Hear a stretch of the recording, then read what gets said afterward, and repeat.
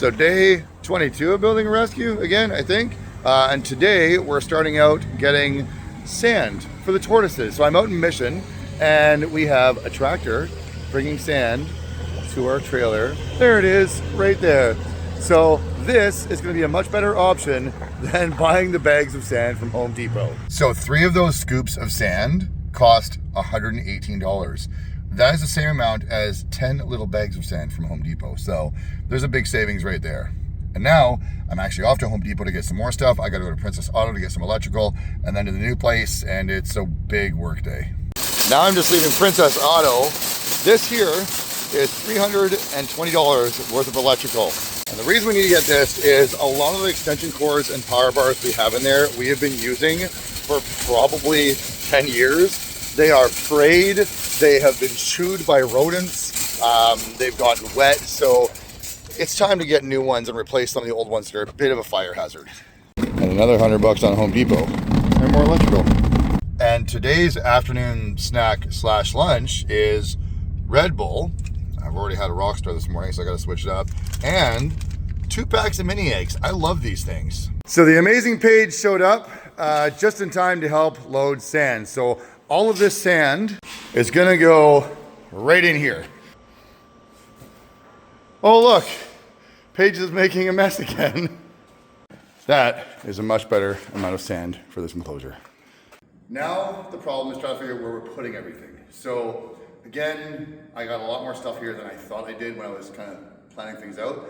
The 2 things that are gonna be the biggest challenges are the 2 big turtle stock tanks. So the plan was we're gonna have the mammals in this corner here, so the hedgehogs, ferrets, gliders, they're all in this corner here, and chinchillas and that. So they're all here, and then there's gonna be a big turtle pond here, and another big turtle pond here, but because we had to leave space back there for those enclosures to fit a little bit, these are all this way a little bit more.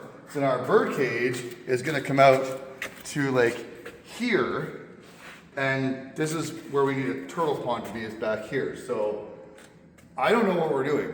So I've tasked Paige with helping separate cockroaches. So this was our cockroach hotel, but it's time to separate them. We're gonna get this tank out of here, and they're gonna go into that actual big setup we have for them. But Paige just had one on her hand. Did you lose it? I don't know. Is it on the ground somewhere? It might be. Okay. So yeah, so I'm not sure Paige is the right person for this. She's not being the most gentle with the cockroaches, but we're getting lots out. Look at that. That's a good amount of cockroaches. I do think it's cool because as we're separating them, like this is the kitchen, and just like a normal kitchen, they're inside of the cupboards and the stove and that. And there's no way we're getting all the cockroaches out of here. We're gonna have to put the sand in a smaller bin or somewhere and just let them grow up, because if you look, there are just thousands of cockroaches throughout this whole thing. And they're out there, and they're crawling over my hands too. So they're breeding like crazy in here. So there is absolutely no way we are separating all of these cockroaches out. Here, Paige.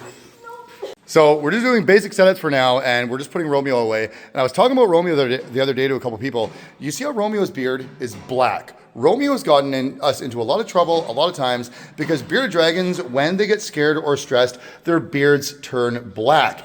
Romeo's beard is always black. It is a black beard on this bearded dragon, but anytime anyone sees a picture or someone holding him with a black beard, they complain because they say he's stressed. This is just Romeo and how his beard is. But yeah, so he's gonna go up into his enclosure now, and we're slowly getting these all put together. Just very, very basic setups for right now, and then over the next couple days, we'll start doing them a little more elaborate and proper. This is entertaining, watching Paige try to catch all of the chinchillas and get them in the crates because they keep jumping out every time she opens the door. So the plan now is we are getting most of the animals out of the greenhouse now. The only animals that are gonna be left in the greenhouse by the end of the night are gonna be Gary, the birds, the turtles and tortoises. Those are gonna be moving over tomorrow or Tuesday. I'm waiting to see, we got a little bit of nice weather to transport the tortoises over, but tomorrow I've got to get these bird cages the bird cage taken apart and the ponds drained and that. So there's still a lot of work to do. And then demo, that's it. So we're getting close. Now my mom's in here for reinforcements, helping with the chinchillas. Oh, you little fuckers. Get in Oh, there. yeah, see, it didn't work very well. I put my uncle to work here too. He's washing branches off for us, getting the dust off some of the branches and that to take over the new place. And then we're gonna set those up for the iguanas. So there's something to climb on, and then we need to get new branches. Paige volunteered to carry the bin that's got the female boas in it up to the front. So good luck with that. It's heavy. So I had other things I wanted to do, but my mom and uncle are here, and Paige is here, and they're all being very impatient, especially my uncle, and they really want to see the chinchillas go into their mansion. So again, basic setup right now. We have some hay, some food, some things for them in there. We will be putting more in eventually. So Paige is going to try to not lose any chinchillas and put them in. All right, first one's going in. And then we're going to see where they go. And again, they have access through the whole thing, all the way up to the top there. One's in the little hammock. Oh, is the baby in the hammock? Yeah. Did you put the baby in the hammock? No, I put the baby up here. Aww. Is it stuck? No, he's not stuck. He'll figure it out. There, he jumped down. I wonder, oh, you know what the problem is? Okay, so here's the problem. We've put him in this. This is blocked off here. So they have to go down there to get across. Oh, there we go. There we go. One figured it out. We opened another door, and we're going to put some there just so they can actually realize they can get throughout the whole thing.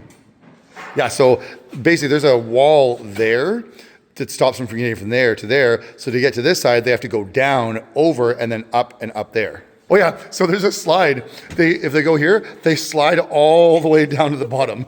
I know it looks like there's too many chinchillas in here, but they're all in one spot. There actually is enough ledges for each chinchilla to have its own ledge if it wants to. They just have to figure out where to go, and they'll pick their own favorite spots and hang out and hide. But again, chinchillas are group animals, so they do live in herds of 30 or more in the wild, and they do cram together in tiny little caves and crevices. So they're used to being bunched up together. So there's actually quite a bit of room in here for these guys, if you really think about it. If we didn't have so much to do, I'd want to just sit here forever and watch them. And Paige was very excited about the hammocks. That was her favorite part to put in of every cage she built. I think, yeah, you helped me build every single one of these, didn't you? Yeah. One went down. Okay, so now will this one figure out that it's got to go down there, across, and then up over. Oh, one poop. There's a first poop. Oh, no, never mind. There's a couple down there. And for those who are watching this who didn't see the other videos, those plastic trays at the bottom on the floor, those are actually the trays that are supposed to be in the top of this. Chinchillas chew, they would have chewed through that in like a day. So I built the other trays there, and those are what's going to be on the bottom to stop the chinchillas from getting out, and they can just poop right through that. All right, we're going to come back in a bit and see how they're doing. I walked over, and Paige is being impatient because the chinchillas have not explored up there yet. So she is taking one and putting it up there. But they're actually venturing out more. This is good. We also have a hedgehog up there now too. I turn my back for 2 seconds and she's grabbing another one.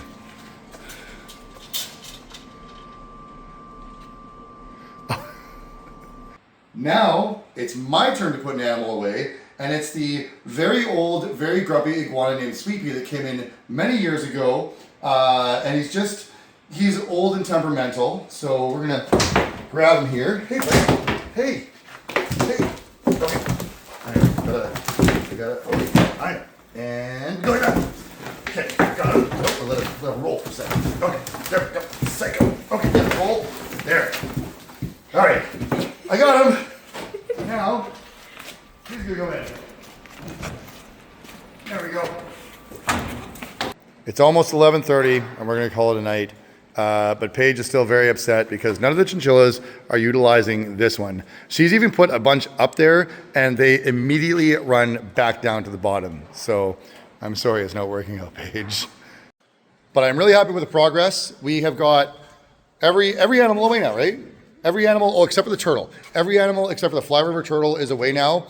We've got all these ones set up here. All the iguanas, tegus, they're all in their enclosures. Again, not set up the way we want them, but they're in their enclosures. Tomorrow, they will all have their lights hooked up and turned on. And then the next few days from there, we'll be working on setting up actual decor and things like that to make them the way they should be. But that's gonna be it for tonight. Thank you again, Paige. She's over there now. Honestly, I would have gotten a quarter of the work done today if Paige didn't spend like the entire afternoon and evening here and night since it's almost midnight. So thank you again. All right, that's it for today.